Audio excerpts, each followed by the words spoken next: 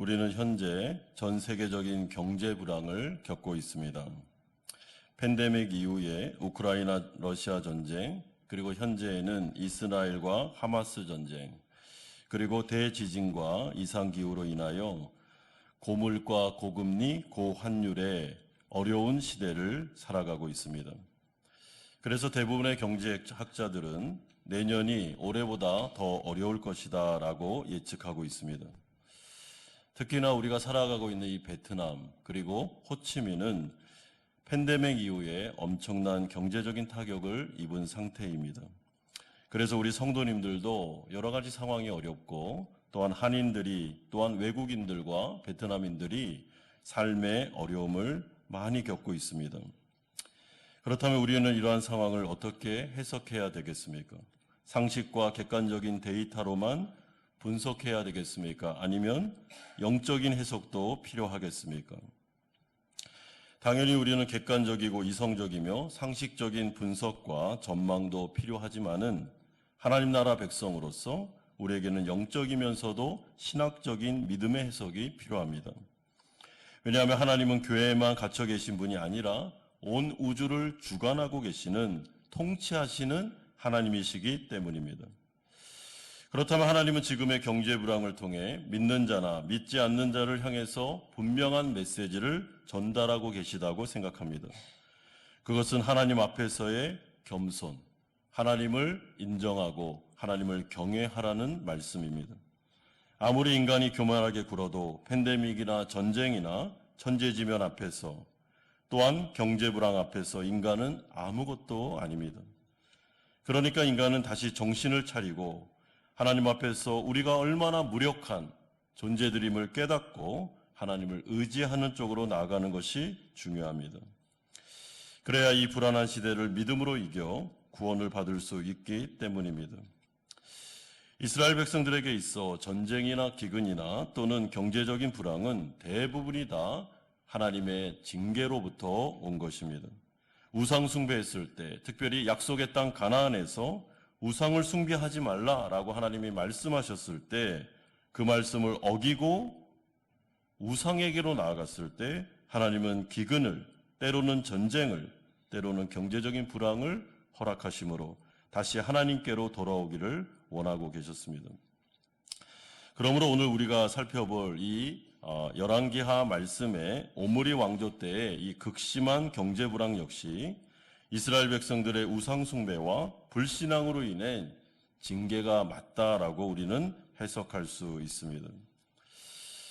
제가 이 열왕기하를 이렇게 쭉 강해 설교를 하다 보니까 우리 성도님 중에 한 분이 목사님, 이 엘리야, 엘리사 요 시대가 어느 시대인지 좀 보고 싶다라고 요청을 하셔서 제가 오늘은 특별히 한번 좀 보여드리겠습니다. 한번 화면을 보십시오. 예, 복잡하죠? 굉장히 복잡한데 설명을 드리면 아주 간단합니다. 사사시대 이후에 통일왕국 시대, 그러니까 사울, 다윗, 솔로몬까지는 통일왕국이라고 해서 나라가 하나였습니다. 그런데 솔로몬 이후에 르호보암과 여로보암으로 나라가 이렇게 나뉘게 되는데 르호보암은 솔로몬의 아들이죠. 그러니까 르호보암부터 시작하는 그 밑에 있는 왕조가 남유다가 되는 것입니다. 그리고 여로보암부터 시작되는 이제 왕조가 북이스라엘이 됩니다. 그러므로 이것을 남북이 갈라진 그런 시대라고 보면 되고, 남유다 가운데 선왕들이 많이 나오고 북이스라엘 가운데는 여로보암이 금송아지를 섬기는 그것을 물려받아서 계속해서 악한 왕들이 나옵니다. 그래서 북이스라엘, 분열 이스라엘 가운데 북이스라엘은 빨리 멸망을 하게 되고 남유다가 굉장히 오래 지속되다가 남유다가 끝나는 시점에서 이제 어떻게 해요? 말라기를 거쳐서 신약시대가 열리게 되는 것입니다. 여러분, 여기서 북이스라엘 중에 오므리 왕조, 엘리야와 엘리사, 빨간색이 보이시죠? 엘리야와 엘리사가 활동했던 시기가 오므리 왕조인데, 오므리 다음에 아합이 오므리의 아들이고, 아합의 아들이 아하시아고, 아합의 둘째 아들이 요람이 되는 것입니다. 요람은 여호람이라고 같은 사람입니다. 그러므로 오므리, 아합, 아하시아, 여호람 여기까지가 오므리 왕조가 되는데, 이때가 가장 바알과 아세라를 극심하게 섬겼던, 그래서 엘리야와 엘리사라는 강력한 선지자가 와야만 했던 시대가 바로 이 오므리 시대고, 지금 오늘 본문을 살펴보고 있는 왕이 누군가 하면 요람, 여호람을 의미하는 것입니다. 그렇기 때문에 엘리야는 열왕기상의 마지막 선지자로 기록되어 있고, 엘리사는 열왕기 하의 전반부에 기록되어 있습니다. 열왕기상과 열왕기하가 끝나고 시작되는 시점에 엘리야와 엘리사의 이야기가 나오는 것입니다. 따라서 오늘 이 본문에서 나오는 이 왕은 여호람, 오므리 왕조의 여호람이라고 보시면 되겠습니다. 그러므로 이 여호람 때에 아람 왕 베나닷이 북이스라엘을 쳐들어왔고, 그 가운데 이제 일들이 벌어지는 내용이 나타나게 됩니다. 첫 번째는 하나님께서 엘리사를 보내셔서 이제는 경제가 회복될 것이다 라고 말씀하시는 내용이 1절에서 2절에 나오고 있습니다. 아람 왕 베나닷이 북이스라엘을 쳐들어와 사마리아 성을 포위하니까 이스라엘 안에는 극심한 경제적인 불황이 닥쳤습니다.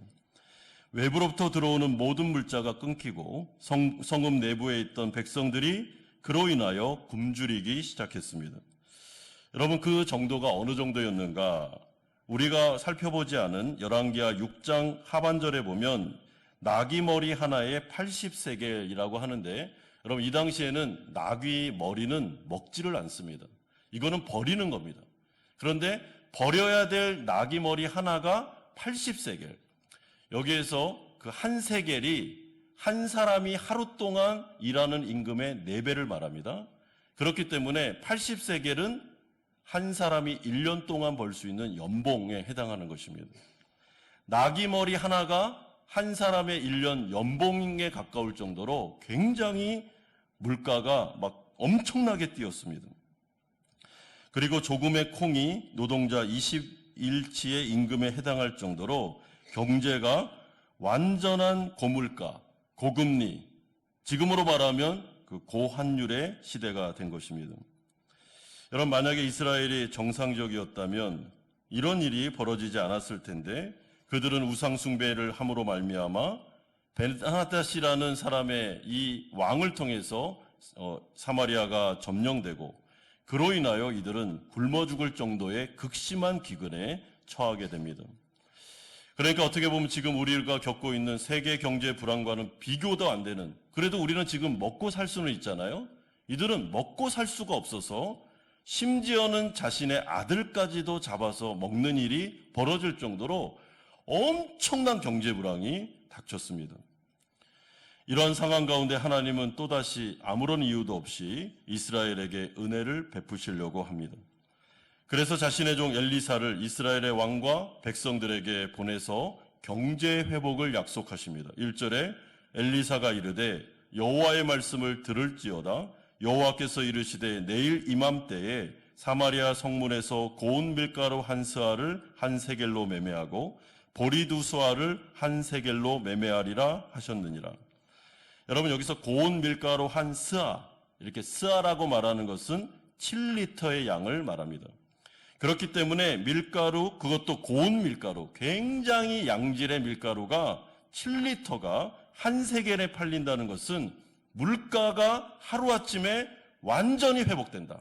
그러니까 경제가 하루아침에 정상으로 돌아온다는 것을 의미하는 것입니다.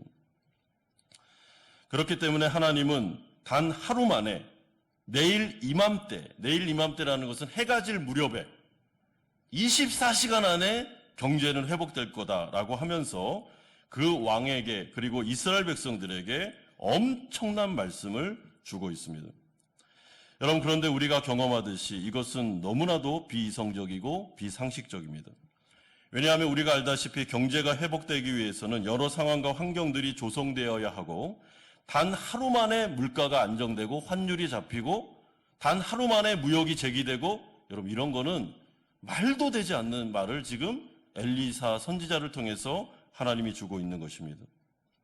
그리고 지금 이스라엘의 상황으로 볼 때 아람 왕 베나닷이 철수해야 되고 철수한 이후에도 외부로부터 물자들이 막 들어와야 되는데 그게 어떻게 하루 만에 이 모든 것들이 일어난다는 것입니까? 하나님은 지금 왜 이런 말을 이스라엘과 왕에게 주고 있는지 우리가 의심스럽기 짝이 없습니다. 그러게 이러한 엘리사의 말을 듣는 자들 가운데에서 공허한 메아리처럼 들었던 사람이 있는데 왕이 말을 탈 때 가장 측근에서 그 사람 왕의 손을 잡아줬던 한 장관이 있습니다. 여러분, 왕의 옆에서 왕의 손을 잡아준다는 것은 가장 믿을 만한 사람, 그러니까 왕으로부터는 굉장히 신뢰받는 사람을 말하는데 이 사람이 엘리사의 말을 딱 들은 다음에 이렇게 비아냥거리고 있습니다. 20절에 여호와께서 하늘에 창을 내신들 어찌 이런 일이 있으리요 하더라. 이 말은 좀 이렇게 의역을 하고 좀 상상력을 발휘하면 이런 뜻입니다. 노아의 홍수 때처럼 하늘의 문이 열려서 마치 노아의 홍수 때 비가 막 쏟아졌던 것처럼 음식이 막 쏟아진들 지금 우리가 겪고 있는 이 경제 불황을 해결할 수 있겠어? 이게 말이나 되는 거야? 하면서 엘리사의 말을 비아냥거리고 조롱하고 있습니다. 이건 불가능하다는 것이죠. 하지만 이 사람은 오늘 본문에 보면 이 장관의 이름이 밝혀지지 않는데 이 사람은 별로 유력한 사람이 아니기 때문에 불신앙을 대표하는 사람이기 때문에 이름조차 밝히지 않습니다. 이 사람은 지금 자기가 모르는 사이에 엘리사 선지자의 말을 조롱하는 게 아니라 지금 누구를 비웃고 있습니까? 하나님을 비웃고 하나님의 능력에 대해서 이 사람은 불신앙의 말을 쏟아내놓고 있습니다. 이에 하나님은 불신앙의 길을 걷는 이 장관을 향해서 그 말을 다 듣고 난 다음에 네가 내 말을 조롱했지, 내가 너에 대한 예언을 하겠다 하면서 2절에 이렇게 말합니다.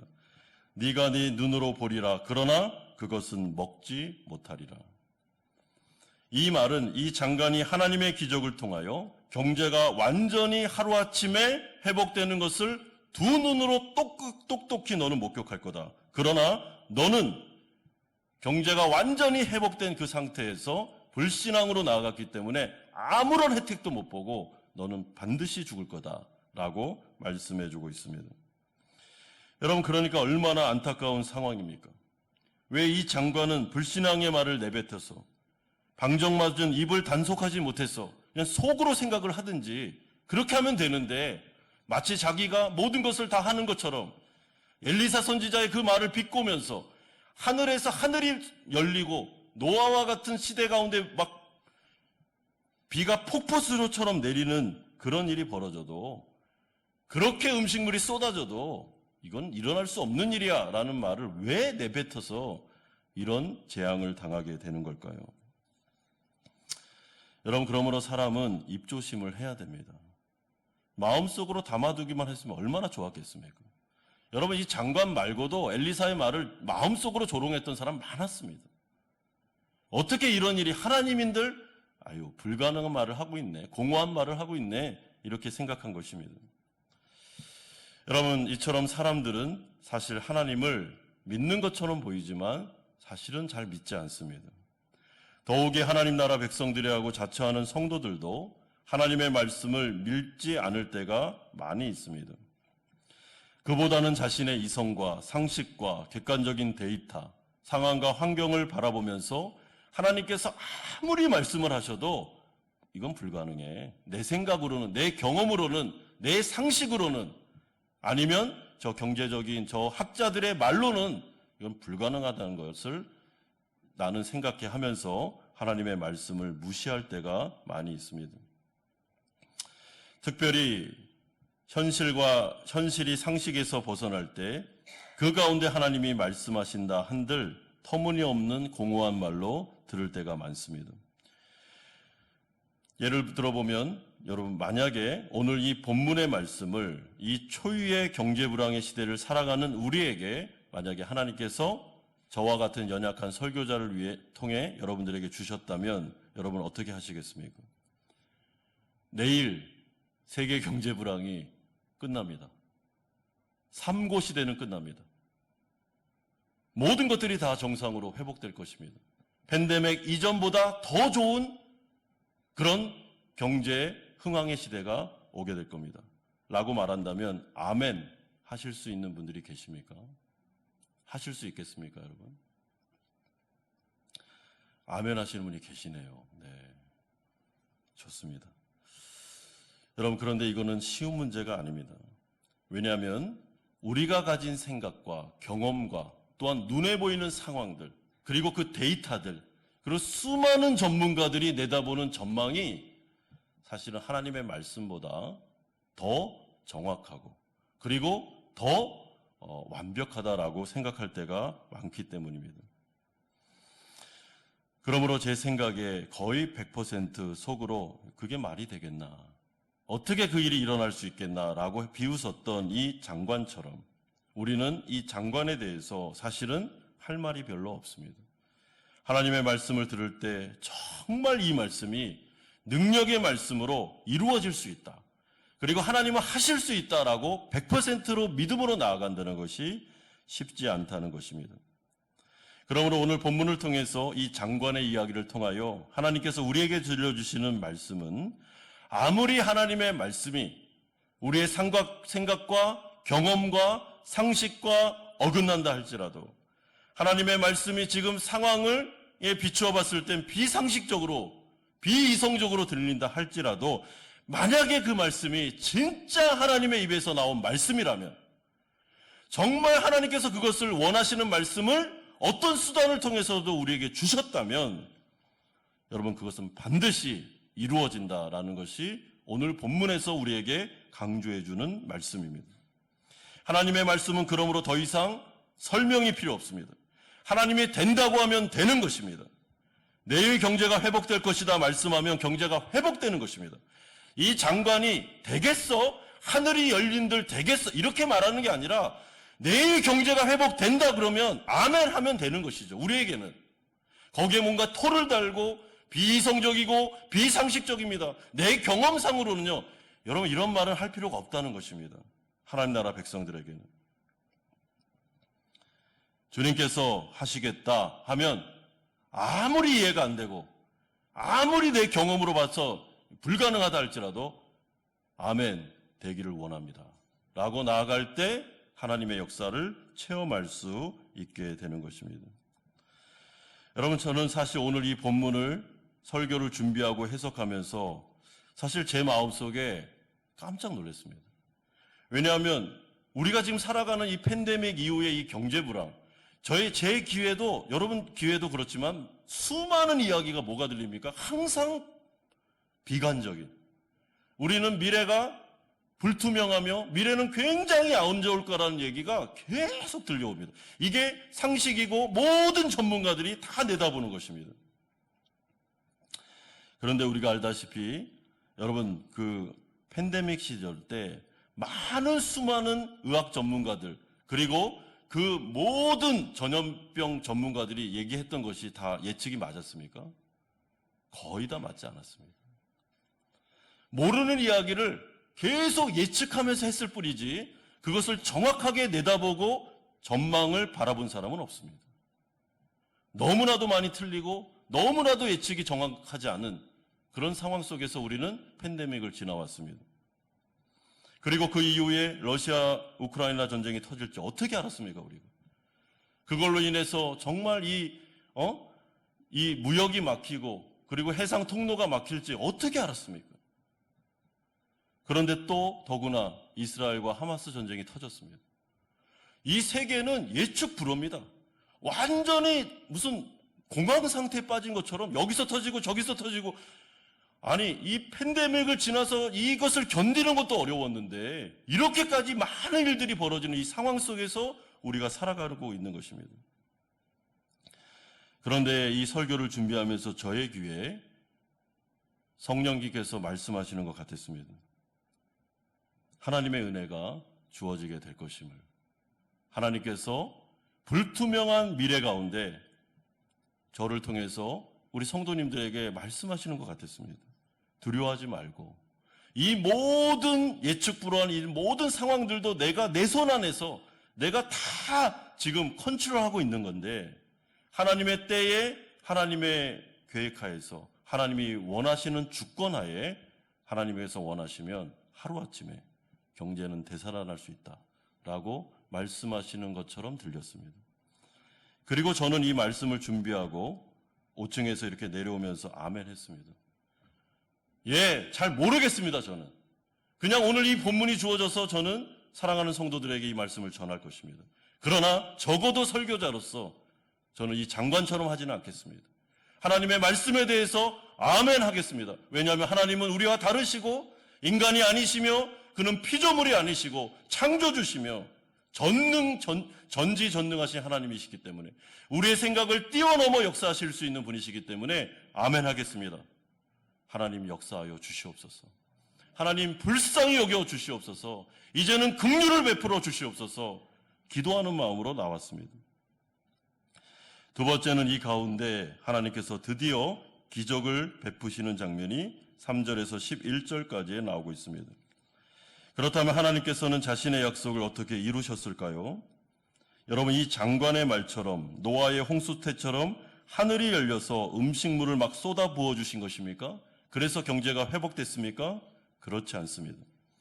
오늘 본문을 잘 보시면 하나님은 너무나도 간단한 방법으로 너무나도 손쉽게 이 어려움을 해결해 주십니다. 저는 오늘 본문에 기록된 하나님의 해결 방법을 바라보면서 이렇게 말씀드리면 좀 그런데 좀 싱겁다라는 생각이 들었습니다. 아니, 너무 간단하게 해결을 하는 것입니다. 여러분, 그 고수라는 말이 있죠. 고수. 이 고수, 전문가 이런 사람들은 일반인들이 해낼 수 없는 너무나도 어려운 문제를 그냥 간단하게 해결하는 사람이 고수입니다. 그런데 제가 볼 때 하나님은 고수 정도가 아니고 고수의 고수의 고수의 고수입니다. 그러니까 하나님은 이 문제를 이 장관이 말하는 것처럼 막 하늘문을 열면서 막 만나 메추라기를 막 쏟아부어 이렇게 안 해도 그냥 아주 간단하게 오늘 본문을 보시면 정말 이런 일을 행하실 수 있어라고 싶을 정도로 엄청난 간단한 방법을 쓰십니다. 왜냐하면 하나님은 이 경제 불황이라는 문제가 하나님 앞에서는 아무것도 아니기 때문에 그런 것입니다.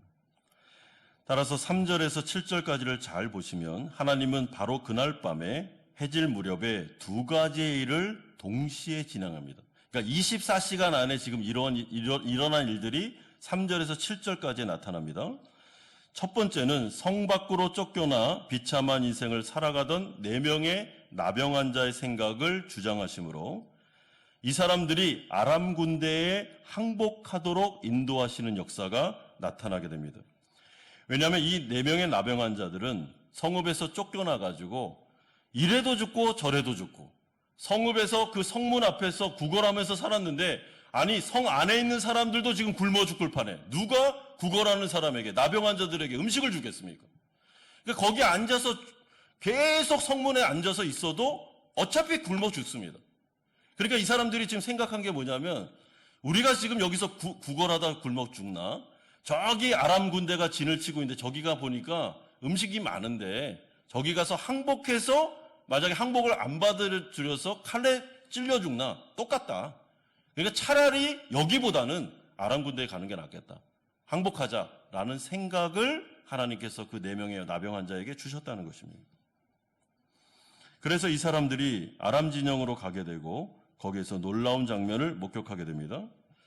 이 24시간 안에 하나님께서 또 다른 일을 행하셨는데 두 번째는 아람 전 군사들로 하여금 병거 소리와 말소리와 큰 군대의 환청을 듣게 하심으로 이들의 마음속에 극한 두려움이 생겨 패닉 상태에 빠져서 모든 것을 다 내려놓고 도망치는 일이 일어나도록 하나님께서 섭리하십니다. 그러니까 어떤 소리가 들렸는데 여러분 이거는 실제로 들린 것 같습니다. 이 군대들에게. 그런데 사마리아 성에 있었던 이스라엘 백성들이 용병을 주위에 있는 이방 민족들을 용병을 끌어다가 지금 대대적인 연합전선을 굳혀서 우리를 쳐들어오고 있다. 막 말소리, 병거소리 이런 소리가 어마어마하게 들리니까 큰일 났다 해가지고 자기가 가지고 있었던 것 다 내놓고 그냥 맨몸으로 도망가는 일들이 벌어지게 됩니다. 7절에 보십시오. 그러므로 해질 무렵에 일어나서 도망하되 그 장막과 말과 나귀를 버리고 진영을 그대로 두고 목숨을 위하여 도망하였음이니라. 여러분, 그래서 이 4명의 나병 환자들은 항복하러 갔다가 가보니까 아무도 없는데 그 진영 안에 어마어마한 음식물과 금은보화가 막 쌓여있는 모습을 보면서 그것을 막 취하는 일이 벌어지게 됩니다. 9절에 보십시오. 이때 4명의 나병 환자 중에 한 명이 그것을 막 취하다가 이런 말을 합니다. 나병 환자들이 그 친구에게 서로 말하되 우리가 이렇게 해서는 아니 되겠도다. 오늘은 아름다운 소식이 있는 날이거늘 우리가 침묵하고 있도다. 만일 밝은 아침까지 기다리면 벌이 우리에게 미칠지니 이제 떠나 왕궁에 가서 알리자. 여러분, 저는 이 나병 환자 중에 한 사람이 이렇게 말한 것도 하나님의 섭리라고 생각합니다. 왜냐하면 하나님께서 개입하시지 않았다면, 여러분, 이 나병 환자들은 지금까지 자신의 동족 이스라엘 백성들에게 멸시와 천대를 받았잖아요. 그리고 굳이 이 아름다운 소식을 전하지 않아도 자기들이 충분히 먹고 살고 배 터지게 먹고 뭐 저 사람들 어떻게 되든지 간에 그렇게 해도 아무 상관이 없습니다. 그러나 하나님의 섭리 가운데 한 사람의 마음을 움직이셔서 하나님은 이 아름다운 소식을 전하게 하시고, 그로 말미암아 하루아침에 사마리아 성에 묶여 있었던 백성들이 다 이쪽으로 이동함으로 말미암아 음식물과 그 전리품들을 다 챙겨서 경제가 완전하게 정상으로 돌아오는 역사를 이루십니다. 이 모든 과정이 24시간 안에 하나님의 지혜와 하나님의 능력을 통해서 나타난 결과였습니다. 그러므로 우리는 오늘 이 하나님의 기적을 바라보면서 적어도 2가지의 영적인 교훈을 얻을 수 있습니다. 그것은 만약에 하나님께서 일하시기로 마음먹으면 불가능 일이라는 것은 없으며 아주 간단한 방법으로 어렵고 불가능하게 보이는 그 문제라 할지라도 손쉽게 해결할 수 있다는 것입니다. 하나님은 우리와 차원이 다르신 분입니다. 여러분, 믿음이라는 것을 이야기할 때 하나님의 성품 중에 공유적인 성품이 있고 비공유적인 성품이 있습니다. 공유적인 성품이라는 것은 뭐 사랑과 온유와 자비와 이런 것들은 우리가 그를 닮아갈 수 있는 성품을 말합니다. 그러나 비공유적 속성, 이것은 인간은 절대로 닮아갈 수도 없고 따라갈 수도 없는 속성을 말하는데, 이것이 바로 전능하심, 전지하심, 무소부재하심, 이 모든 것들이 바로 하나님의 비공유적 속성입니다. 그런데 하나님의 백성들, 성도들이 믿음이 성장하기 위해서는 여러분, 하나님에 대한 이 비공유적 속성을 많이 알고 깨달으시면 이 믿음은 성장할 수 있습니다. 여러분, 하나님을 생각할 때 하나님이 마치 우리와 인간인 것처럼, 우리와 비슷한 분인 것처럼 그렇게 자꾸만 생각하면 믿음은 성장하지 않습니다. 그런데 하나님은 우리와 차원이 다르신 분입니다. 하나님의 지혜는 완벽합니다. 하나님의 능력은 전능한 능력입니다. 죽은 자도 살리는 능력입니다.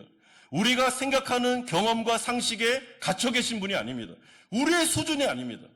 그분은 우리와 구별되신 너무나도 위대하신 하나님이십니다. 그렇기 때문에 하나님의 마음을 먹으면 여러분 24시간이 아니라 1시간 만에라도 경제는 회복될 수 있는 것입니다. 이것을 믿어야 우리의 신앙이 자랄 수 있습니다. 그러므로 우리가 하나님 앞에 나와서 기도할 수 있는 이유가 바로 여기에 있습니다. 하나님 앞에 우리의 어려운 문제를 맡겨야 되는 이유도 바로 여기에 있습니다. 만약에 하나님이 우리와 비슷할 정도의 능력만 가지고 있다면 저도 기도하지 않을 겁니다. 하나님 앞에 맡기지 않을 겁니다. 차라리 내가 모든 문제를 풀죠. 그러나 하나님은 전능하시며 비교 불가능하시고 하나님의 지혜와 능력은 상상을 초월하는 능력이기 때문에 제가 기도하는 것입니다. 여기 성도님들이 그래서 기도하러 이 자리에 모인 것이죠. 하나님은 병든 자를 치료할 수 있고 마음이 완악한 자를 구원할 수 있으며 죽은 자도 살리실 수 있는 부활의 능력을 가지신 분이십니다. 여러분 믿으십니까? 그래서 우리가 기도하는 것입니다. 그분의 전능하심을 믿기 때문에 기도하는 것입니다.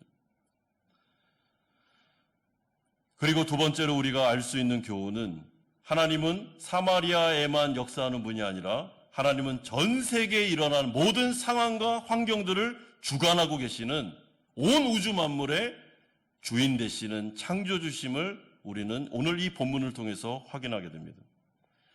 하나님은 이스라엘에게만 역사하신 분이 아니라 아람 군대 가운데서도 역사하셨습니다.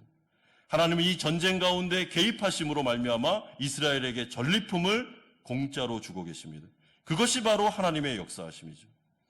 그러므로 지금 일어나고 있는 팬데믹, 그리고 일어나고 있는 러시아와 우크라이나 전쟁이나 이스라엘이나 하마스 전쟁, 지금 일어나는 그 모든 천재지변과 같은 이 모든 것들도 사실은 하나님의 손에서 움직이고 있다는 것을 믿을지인데 우리가 하나님 앞에 기도할 수 있는 것입니다.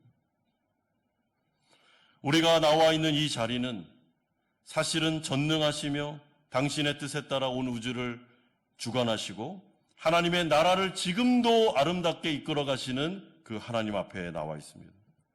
그 상황과 환경 속에서 우리도 신음하고 고통 중에 있는 것입니다. 세계 경제 불황 속에서 우리의 기업이, 우리의 사업이, 우리의 가정이, 또한 우리의 교회가 어려움을 당하고 있습니다.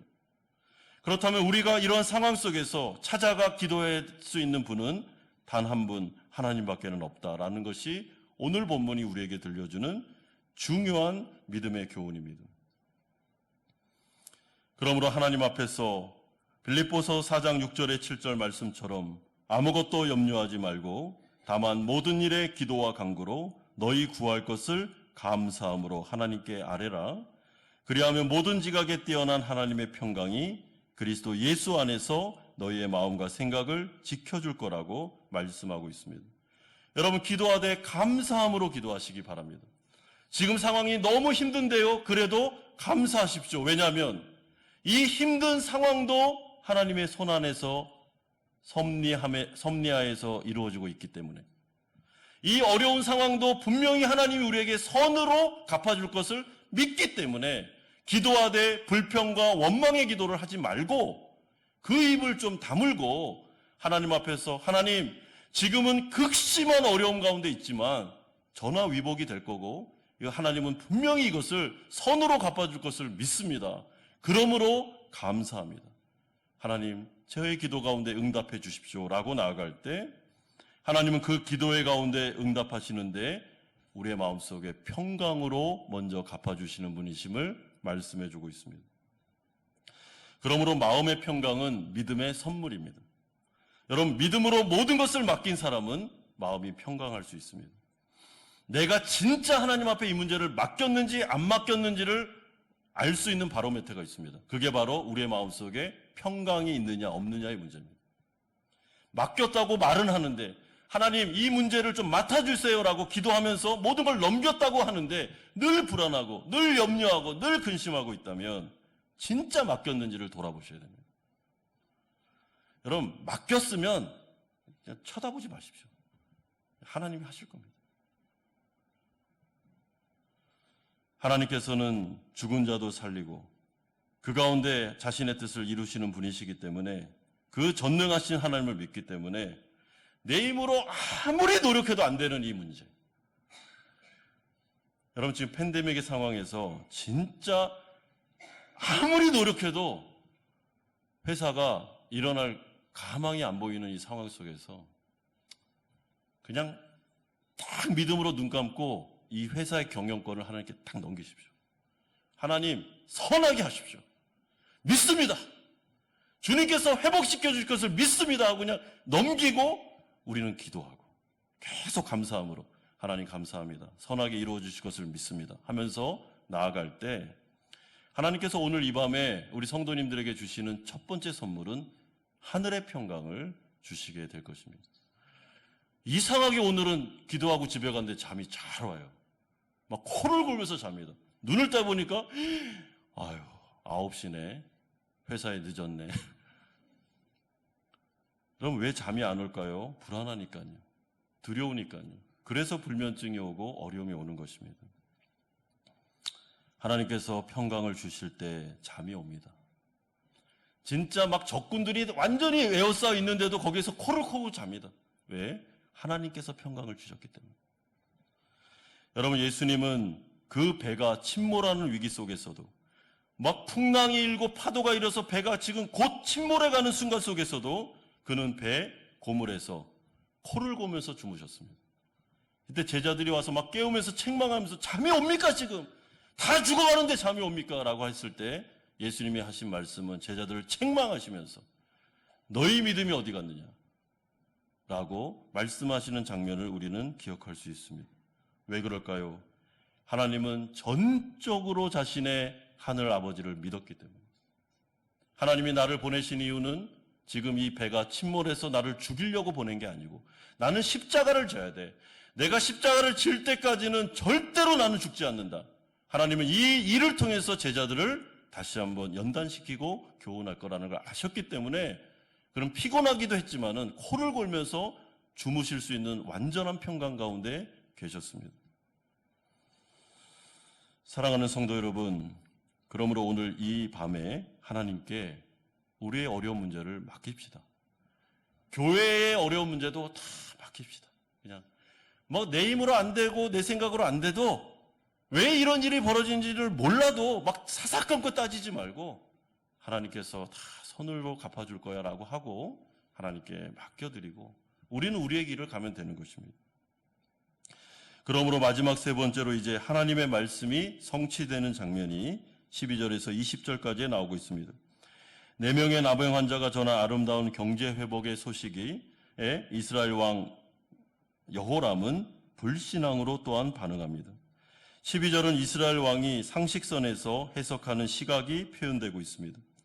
이거는 분명히 아람 군대가 매복 작전을 통해 이스라엘 백성들을 유인하여 초토화시키려는 계획이다. 그는 속단하고 있습니다.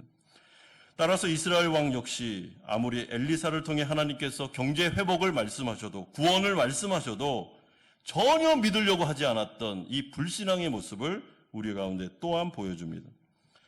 하지만 그 가운데 있었던 한 명의 신하가 이 여호람 이스라엘 왕에게 왕이시여 믿져야 본전인데 그냥 그 나병 환자들의 말을 한번 믿어보고 그리고 정탐꾼들 보내서 한번 본 다음에 그게 사실인지 확인을 해봅시다 라고 말했을 때 그 말을 듣고 정탐꾼들을 보냅니다. 그리고 확인해 본 결과 어떤 일이 벌어졌습니까?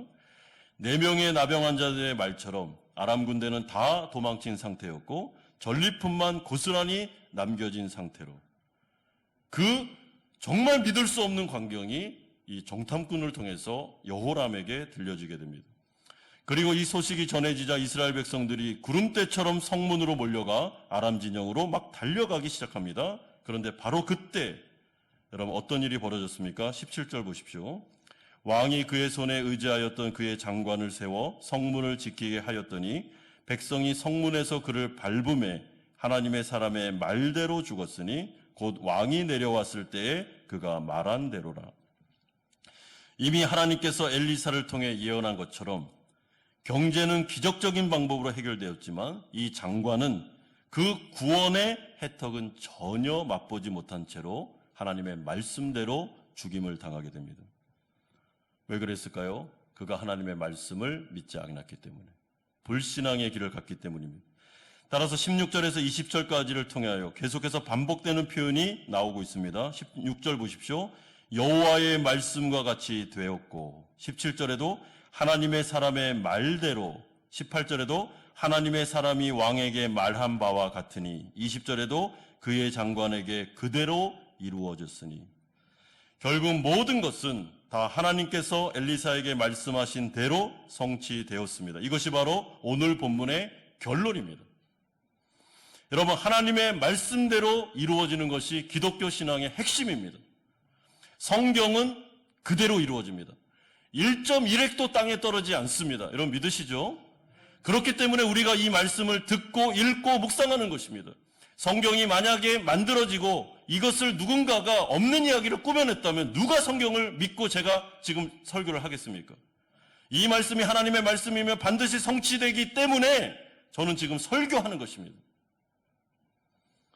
하나님의 말씀이 너희들이 살아날 거다 그러면 사는 것입니다. 내가 이 모든 것들을 이룰 거다 그러면 이루어지는 것이죠. 우리의 상식과 이성과 경험에 비추어 하나님의 말씀은 좌지우지되지 않습니다. 하나님의 말씀이 너무나도 터무니없어 보여도 하나님의 말씀은 그대로 이루어진다는 것이 성경의 핵심적인 교리입니다. 그러므로 하나님께서 우리에게 오늘 이 시간에 성령을 통해서 부족한 설교자를 통하여 성경이 해석되므로 왜 하필이면 오늘 이 밤에 이 본문이 해석될까? 우연이라고 생각하십니까? 저는 우연이라는 것은 하나님의 생각이 없다고 생각합니다. 우연은 없습니다. 바로 지금 이 말씀이 우리 성도들에게 교회에 필요하기 때문에 하나님이 이 설교 본문을 주셨다고 생각합니다.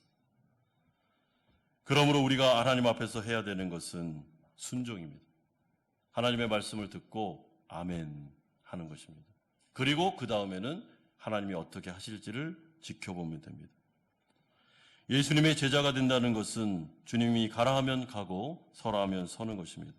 토를 달고 하나님 앞에서 막 자꾸만 따지고 그래서 어떻게 순종하겠습니까? 아브라함처럼 이삭을 바쳐라 그러면 속에서는 막 부글부글 끓고 막 여러 생각이 복잡하게 오고 잠도 오지 않고 막 이 말씀을 어떻게 내가 순종해야 돼 하면서 막 여러 생각이 막 복잡하게 일어난다 할지라도 입을 막고 아멘 해보겠습니다. 그리고 이삭을 모리아산으로 데려가서 이삭을 잡는 것이죠.